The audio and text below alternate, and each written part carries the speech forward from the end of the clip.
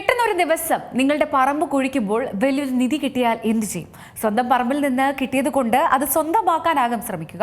പക്ഷേ തീർച്ചയായും ഒരു ഭാഗം ഇത് കള്ളന്മാർ ഒളിപ്പിച്ച നിധിയാകുമെന്ന സംശയത്തിൽ പോലീസിനെ സമീപിക്കും. ഫ്രാൻസിൽ നടന്ന ഒരു സംഭവമാണ് പറഞ്ഞു വരുന്നത്. മധ്യ ഫ്രാൻസിലെ ഒരു കർഷകൻ തന്റെ സ്വകാര്യ ഭൂമിയിൽ വലിയൊരു സ്വർണ്ണ നിക്ഷേപം കണ്ടെത്തി.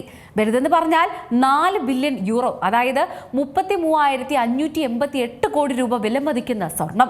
കർഷകന്റെ പറമ്പിലെ ഒരു നീർച്ചാലിന് സമീപത്ത് നിന്നാണ് സ്വർണം കണ്ടെത്തിയത്.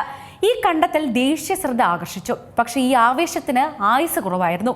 വിശദമായ അവലോകനത്തിന്റെ ആവശ്യകത ചൂണ്ടിക്കാട്ടി ഫ്രഞ്ച് സർക്കാർ സ്ഥലത്തെ എല്ലാ പ്രവർത്തനങ്ങളും നിർത്തിവെച്ചു. അതെ, സർക്കാരിന്റെ ഇടപെടലുണ്ടായി. 52 വയസ്സുള്ള കർഷകനായ മൈക്കൽ ഡ്യൂപോണ്ടാണ് ആ ഭാഗ്യമില്ലാത്ത കോടീശ്വരൻ. ആദ്യകാല വിലയിരുത്തലുകൾ സൂചിപ്പിക്കുന്നത് ഈ ഭൂമിയിൽ 150 ടണ്ണിലധികം സ്വർണം അടങ്ങിയിരിക്കാമെന്നാണ്. ഫ്രാൻസിൽ പ്രകൃതി വിഭവങ്ങൾ സ്വകാര്യ സ്വത്തിൽ കണ്ടെത്തിയാലും അത് സർക്കാർ നിയന്ത്രിക്കും. അതായത് ഫ്രാൻസിലെ നിയമം അനുസരിച്ച് ഭൂമിക്ക് മാത്രമേ ഉടമസ്ഥന് അവകാശമുണ്ടാകൂ.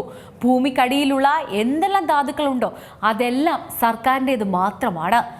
അതിനാൽ തന്നെ ഉടമസ്ഥന് യാതൊരു വിധത്തിലുള്ള അവകാശവും ഈ നിധിയിലില്ല. പക്ഷേ കർഷകൻ 20 മില്യൺ രൂപ നഷ്ടപരിഹാരം നൽകുമെന്ന വാർത്തകൾ പുറത്തു വരുന്നുണ്ട്. വാർത്തകളോട് കർഷകൻ ഇതുവരെയും പ്രതികരിച്ചിട്ടില്ല. സമാധാനമായി ജീവിതം മുന്നോട്ട് കൊണ്ടുപോകുന്ന വഴിക്കാണ് കർഷകന് പണി കിട്ടിയത്.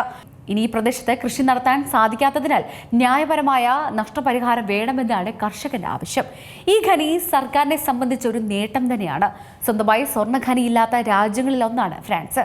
പ്രാദേശിക തലത്തിൽ പലർക്കും ജോലിയടക്കം ലഭിക്കും. അതുപോലെ തന്നെ ഗണ്യമായ നിക്ഷേപവും ലഭിക്കും.